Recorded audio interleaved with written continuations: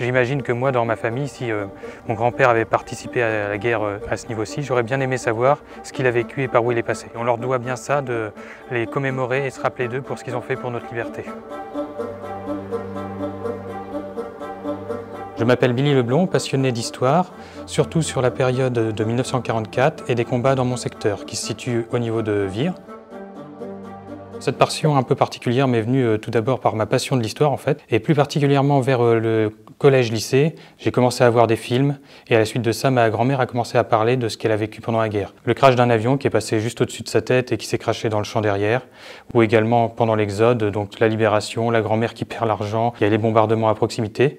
Elle a vu les bombardements sur une gare et elle était quelques 200 mètres auprès, donc elle aurait pu y rester. Je suis président du musée de la percée du Bocage, qui raconte les combats qui partent de Caumont et qui crée la percée britannique qui va déboucher par la suite sur la poche de Falaise en complément de l'opération Cobra. Ce musée a été créé en 1983 et moi j'ai repris la présidence il y a 3 ans.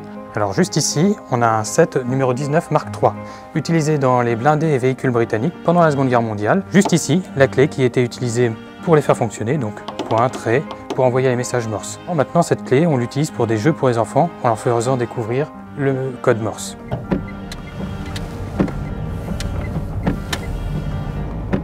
Donc là, on se dirige vers la côte 226. C'est l'un des premiers points stratégiques à prendre au début de l'opération, avec la côte 309. Là-bas, les Scott Guards de la 6e Tank Brigade vont monter sur la côte sans soutien d'infanterie sur leur flanc gauche, alors qu'ils pensaient l'avoir. De l'autre côté de la côte, des chars allemands les attendent et en l'espace de quelques minutes, 13 chars alliés seront détruits. Donc nous arrivons sur le point d'observation qui permet de voir le panorama depuis la côte 226. Juste ici, une stèle qui a été érigée pour retracer les différents mouvements durant l'opération. Depuis ce panorama, on peut voir au loin Caumont, ville d'où partiront les troupes britanniques.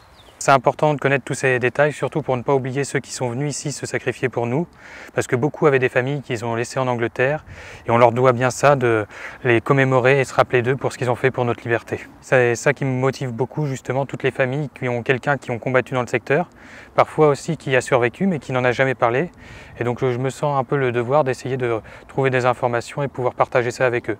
J'imagine que moi, dans ma famille, si mon grand-père avait participé à la guerre à ce niveau-ci, j'aurais bien aimé savoir ce qu'il a vécu et par où il est passé.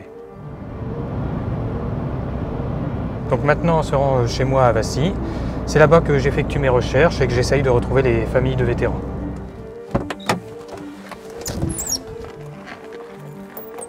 Alors, je retrouve à la fois des familles de personnes qui ont été tuées au combat, mais également qui ont survécu. C'est tout l'intérêt. Justement, grâce à eux, on en apprend plus sur chaque individu.